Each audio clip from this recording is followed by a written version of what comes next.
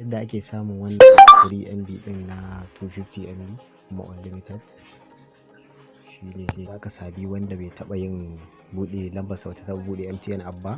In ka bude mai ta wajen referral za su baka 250 MB kyauta. To yadda za ka kai subscribe in ka danna wannan plus din nan sai ka je manage subscription. In ka je manage subscription za ka ga wannan 250 MB din kyauta da aka baka na bude wani da kai kyauta. Bayan ka danna wannan plus din sai ka danna wannan manage subscription din. Gashi nan zai dauke kai ka wannan 250 MB da suka baka na bude wani application da kai wanda bai taɓa budewa ba. Ka danna guda ɗaya daga cikin wayannan. In ka danna zai kawo ka nan sai ka je buy. Za ku ga gashi nan amount 0 ba za ka biya ko biyar ba. Za ka siya wannan data din. To gashi nan sai ka danna a buy zai kawo ka nan sai ka je process to pay. Shi ma dai za ku ga ba za ka biya ba 000 gashi nan.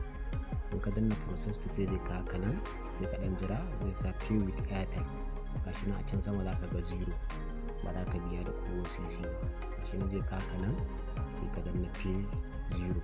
To wasu suna yin hakin a nan sai su samu auto clicker su danna da yawa. In ka danna da yawa zai zo gashi nan hayya ne. Gashi nan MB na hayya shigo kan wayata. Shi kenan sai ka danna home ka koma baya za ga MB ka ya shigo. To za ka iya yin sa sama da sau 10 a rana. Kuma sun ce daily ne amma ba daily bane, ba ta cika. Shi ne yadda ake samu wannan data din kyauta gashi nan. Sai mu gwada muka yi. Da fatan za ku yi subscribe.